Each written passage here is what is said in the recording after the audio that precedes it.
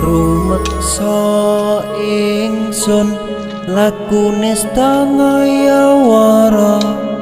kelawan mekak hawa